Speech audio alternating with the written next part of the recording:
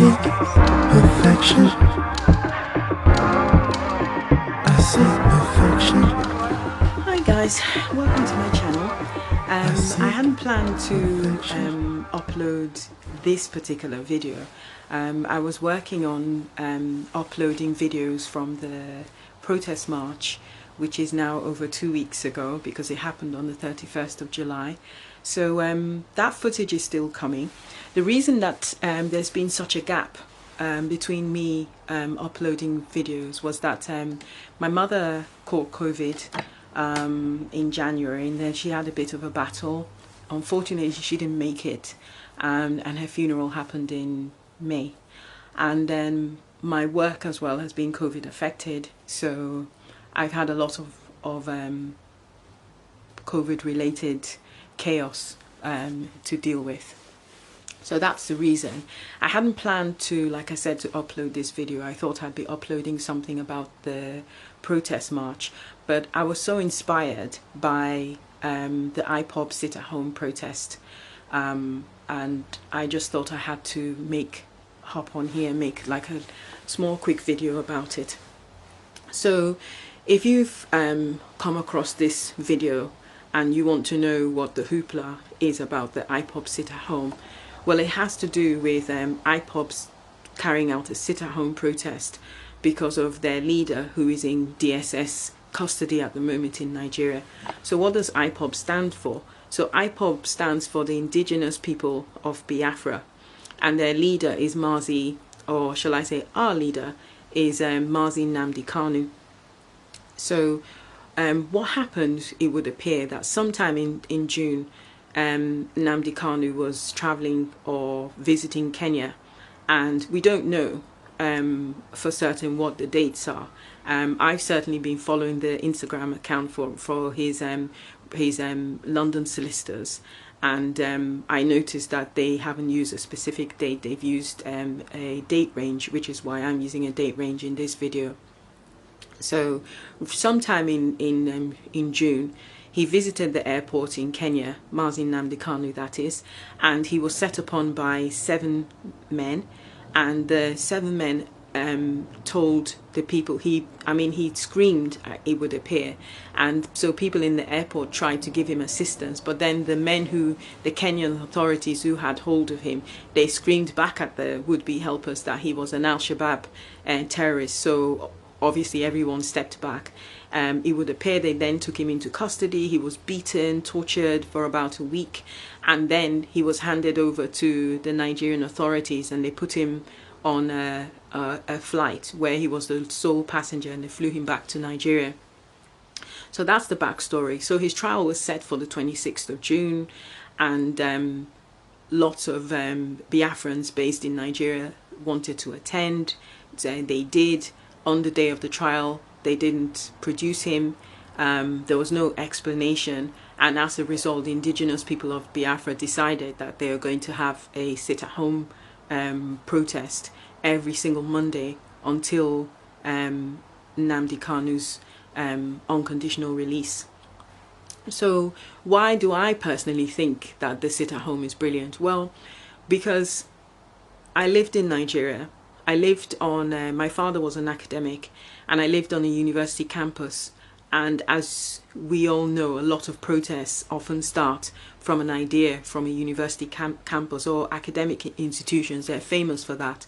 So I had a front seat row at a lot of protests that happened in University of Benin, but I also saw protests in other parts of the country as well. So for instance, in my university, which was called Bendel State University at the time, and is now called Ambrose Ali University, I remember there being a protest and us being called to listen to a talk by the Vice Chancellor in a grassy area, only for us to be surrounded by these military people who seemed to appear out of thin air. I mean, I'm just mentioning it casually now, but it was absolutely terrifying. It was like a horror movie at the time and completely over the top. But the point is, I've survived to tell you the story. A lot of students in Nigeria routinely did not survive. There were no questions asked. There was no investigation made, no reports made. That was it. If you were a parent, that was it. Your child was gone, and you just have to live with it. So Nigeria is very harsh like that.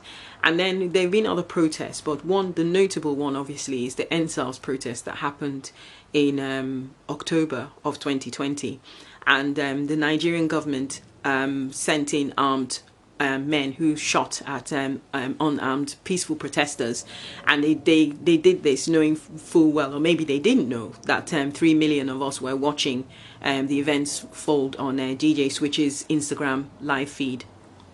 So it's just to give you some backstory that having your say in Nigeria is very, very dangerous. It costs lives, routinely.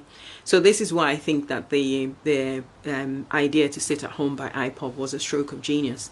However, not everyone supported the idea. And I think the first objection that I had on Facebook was somebody writing me writing on a post I did, asking, well, what about the NEKO exams? And these people are going to, their education is going to be affected. It's going to affect their career prospects for the future.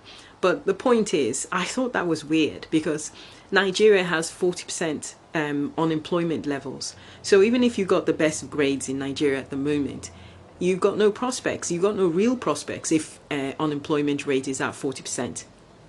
And then if you're from the southeast, that's a part of the country that's much maligned, you've got even less of a chance. And then even if you do qualify as a brain surgeon, you might end up doing clerical work, or you being underemployed in some other capacity that it has nothing to do with the qualifications that you work so hard for.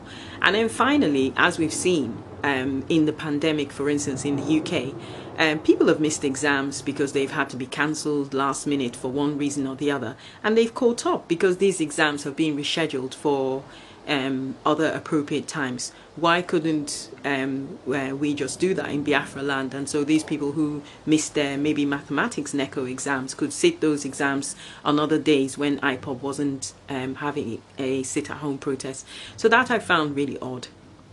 Then the next couple of objections was on the basis of violence that it is not at all clear that was perpetrated by IPOB. In fact, I think probably exactly the opposite. So the first one was the bus burning in, I think it was Nnewi, where a passenger bus was set upon by thugs. They beat up all the passengers really badly, and then they set the bus alight with 2 other passengers in it. Absolutely horrific. Anybody would condemn that. The point is, this attack is supposed to have happened on the Sunday, so it didn't make it, first of all, it would make no sense for IPOB to get involved in such an attack. And then secondly, if the attack did take place on the Sunday, which was the day before the Monday sit-at-home protest, it just made no sense that IPOB would do that. And then thirdly, bearing in mind that the Nigerian government has unfairly proscribed IPOB as a terrorist group, why on earth would IPOB members then carry out activities that would basically substantiate that accusation by the Nigerian government? Again, it just made no sense to me. Then there was the other incidents of violence in Onitsha, where a food vendor had her food thrown away, her soup, her stew, and all of that. Again, completely overzealous, over the top, no need for that.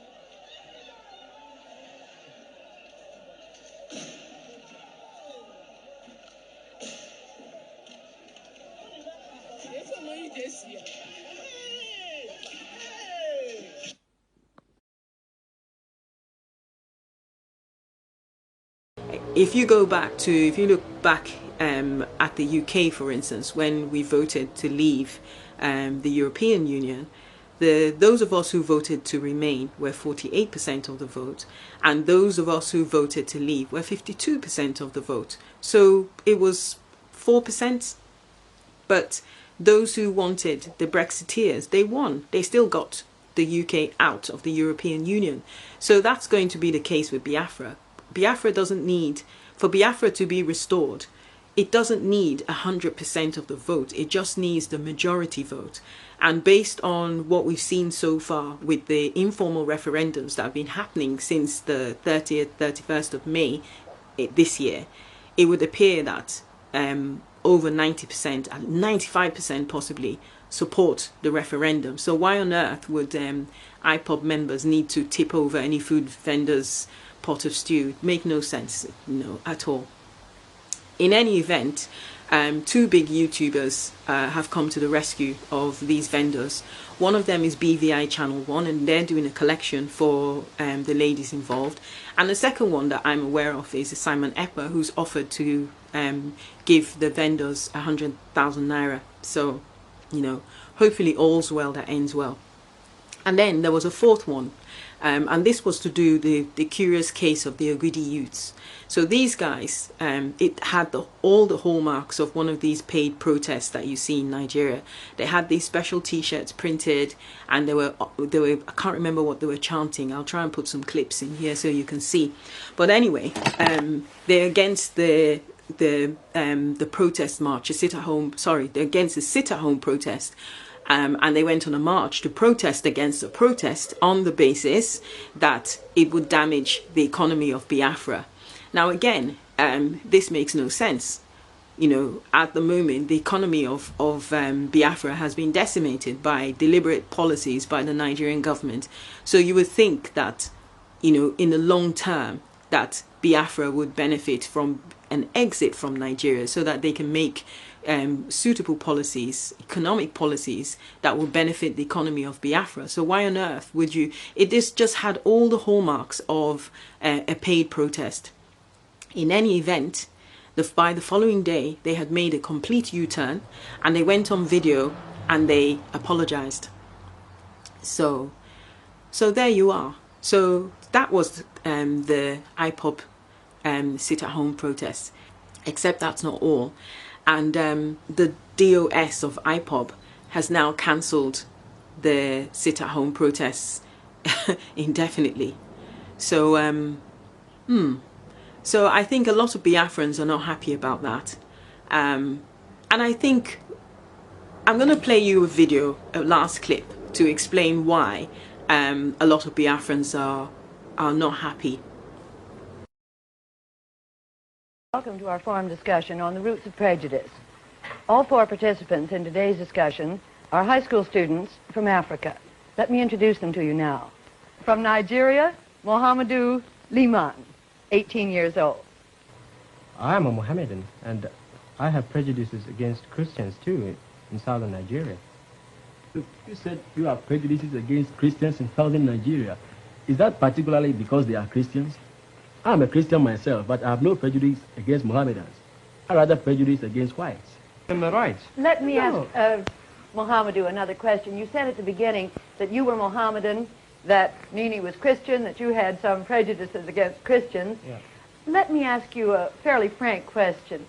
Do you have any sense that Nini from the Gold Coast is less purely African than you are? Yeah, I often feel that. Why? You see, we in Nigeria, and our part of Nigeria, northern Nigeria, we often feel that Africa is for Muslims, not for Christians. It's meant for Muslims. And our social life is entirely different from the Western ways. We are totally opposed to it because it sort of try to disassociate our religious principles. We were talking a moment ago about discrimination between white and black. Suppose Nini comes to visit you in Nigeria. Would he be discriminated against in any way? I suppose so, simply because for one reason. I tried to have it northernized, and now all important posts are being held by northerners. In actual fact, what it is a northerner first. If you can't get a northerner, then we take an expatriate like yourself on contract.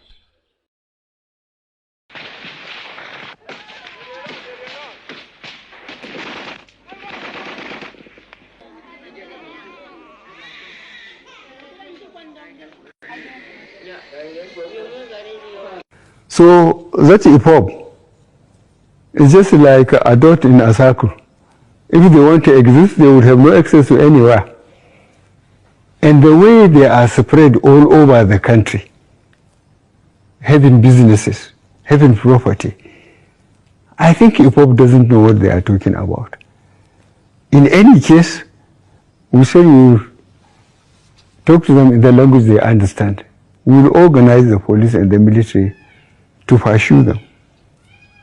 That's what we can do, and we will do it.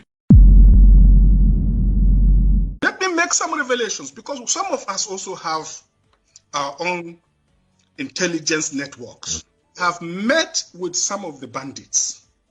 We have met with some of their high commanders. They told us that one of the northern governors is the commander of Boko Haram in Nigeria. Boko Haram and the bandits are one and the same thing. They have a sophisticated network. During this lockdown, their planes were moving up and down as though there was no lockdown. Moving ammunitions, moving logistics, moving money, and distributing them in different parts of the country. They're already in the south, in the rainforests of the south. They're everywhere. They told us that when they finish these rural killings, they will move to phase 2. The phase 2 is they will go into the urban cities, going from house to house, killing prominent people. I can tell you, this is the game plan. By 2022, they want to start a civil war in Nigeria. And secondly, Sheikh, you talked about a tribal war going on. And I'd like to know more about that tribal, because I don't know of it.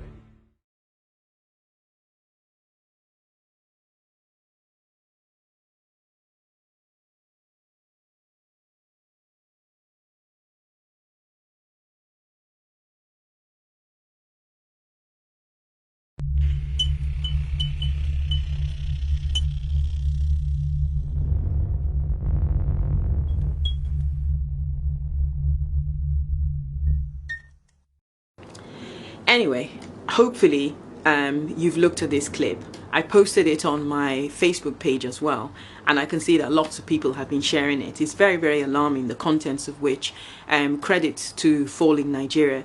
The difference with this, with Nigeria at the moment, is that it's not the usual situation with northern domination and taking all the resources.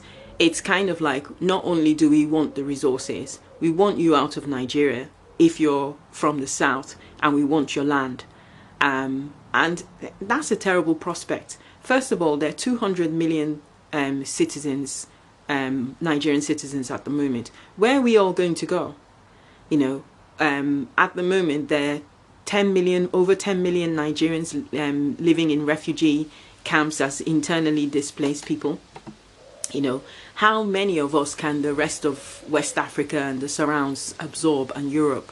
So anyone who is against protests, peaceful protests in particular, that will give us the Biafra exit, the Oduduwa exit that we need to get out of this terrible contraption called Nigeria, you know, is like a turkey voting for Christmas. Anyway, I'm going to leave it here. That's my 2 cents on the matter. Please like the video if you liked it, and please hit the subscribe button and hit the notification bell so that you're notified every time I upload a video. And also, if you're looking for photographs of the protest march, I've started posting those on my Instagram page. I'm also posting them on Facebook, so please do follow me on social media as well.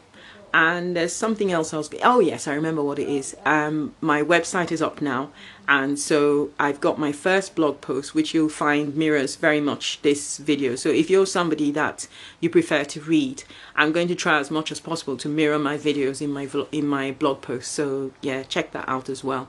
Now, I haven't got a mailing list set up at the moment, but if there is demand for it, I'll pull that forward. It is on my to-do list, but hopefully to-do list further down the list. But if there's demand for that, I'll pull that up the list and get that organized. So yeah, so that's it, my 2 cents. Thank you very much for watching, and I'll see you in the next one. Bye for now. I seek perfection.